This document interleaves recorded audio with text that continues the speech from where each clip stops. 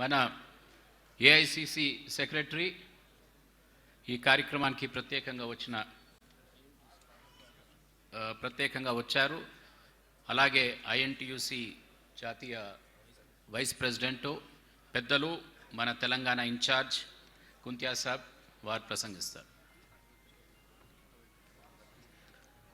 అలాగే మన సిపిఐ నాయకులు వెంకటరెడ్డి గారికి కూడా స్వాగతం. మాట్లాడుతున్న సమయంలో ఈ కార్యక్రమానికి వచ్చిన గద్దరన్నకు కూడా స్వాగతం. ఇప్పుడు పెద్దలు కుంతియా సాబ్.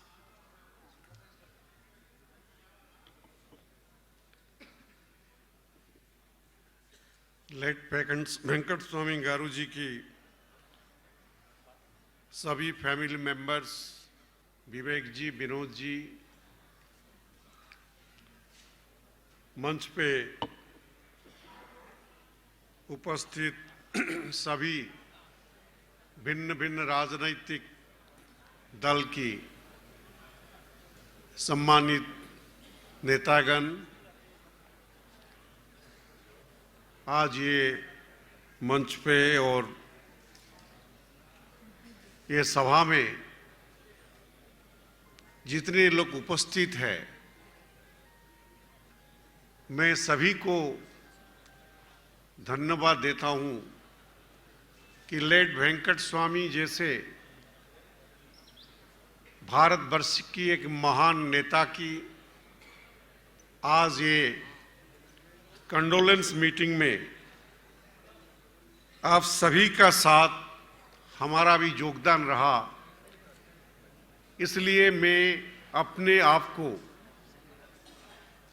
भाग्यवान सोचता हूं और अखिल भारत कांग्रेस कमेटी की अध्यक्ष,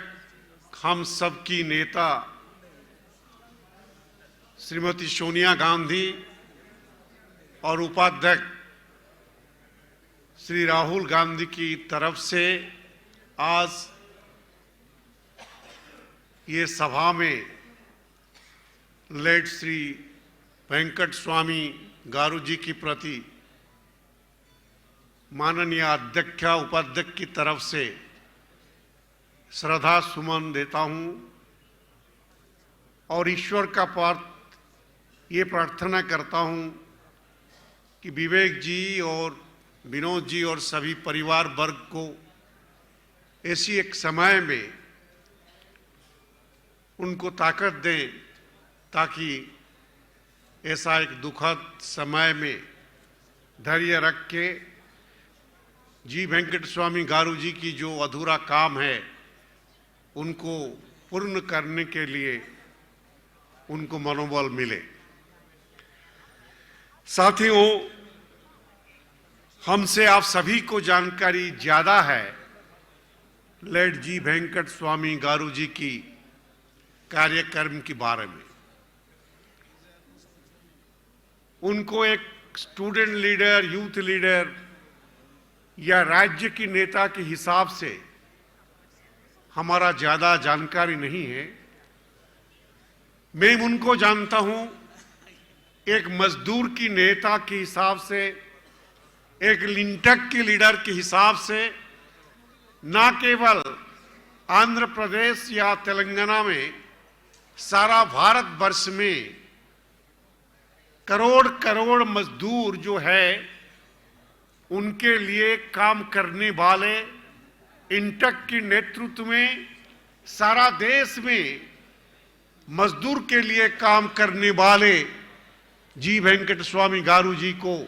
एक मजदूर की नेता के हिसाब से मैं जानता हूं और सारा देश की मजदूर आंदोलन का साथ संप्रत सभी, चाहे इंटक हो, आई2सी हो, C2 हो, BMS हो, HMS हो, सभी लोग जानते हैं उनका कंट्रीब्यूशन क्या है। और सबसे ज्यादा अहम बात यह है, ये सभी टाइम हम लोग को बोलते थे कि सारा देश में संगठित मजदूर का संख्या से ज्यादा संख्या असंगठित क्षेत्र में काम करने वाले, कृषि क्षेत्र में बिल्डिंग कंस्ट्रक्शन में और टेक्सटाइल क्षेत्र में जो असंगठित क्षेत्र में काम करने वाले मजदूर, उनके लिए ज्यादा ध्यान देना चाहिए। हम लोग उनको जानते हैं। आज ए टेक्सटाइल मिनिस्टर, जब सारा भारतवर्ष में टेक्सटाइल इंडस्ट्रीज सीख हो रहा था, हमारा देश का अर्थनीति और मजदूर आंदोलन में भी उसका गहरा प्रभाव पड़ रहा था, उसी समय टेक्सटाइल इंडस्ट्रीज को मॉडर्नाइज करने के लिए और उनका मजदूर का स्किल अपग्रेडेशन के लिए भारत सरकार की तरफ से एक योजना करके टेक्सटाइल इंडस्ट्रीज को मॉडर्नाइजेशन करना और मजदूर लोगों का स्किल अपग्रेडेशन करना जो सोच है, वो सोच जी वेंकट स्वामी जी की थे। और पेंशन की समेत सारा देश में सामाजिक सुरक्षा, एक असंगठित क्षेत्र में काम करने वाले मजदूर के जो सोच है, ये सोच उनका था। और जो जिनका अंश स्वरूप यूपीए सरकार की समय अनऑर्गेनाइज सेक्टर का 2008 में जो सोशल सिक्योरिटी हुआ और जो 1000 मिनिमम पेंशन और 95 में प्रोविडेंट फंड के हिसाब से जो पेंशन हुआ, ये सही का अंश विशेष जो पेंशन और मेडिकल केयर हुआ, वो भी उनका सोच था, जिनको पूर्णांग रूप से इंप्लीमेंट हुआ 95 से, जब नरसिंह राव प्राइम मिनिस्टर थे और उसका बाद 2008 में वो सामने आया। हम लोग उनको लेबर मिनिस्टर के हिसाब से देखा सारा भारतवर्ष में। आज ये लेबर मिनिस्टर मजदूर आंदोलन का साथ जड़ी हुई एक मजदूर की नेता और टेक्सटाइल इंडस्ट्री जिसके ऊपर भारत का अर्थनीति संपूर्ण निर्भरशील था, उनको आगे लेने के लिए और टेक्सटाइल इंडस्ट्रीज को एक नया स्वरूप देने के लिए जो सोच था, वो जी वेंकट स्वामी गारू जी की थी।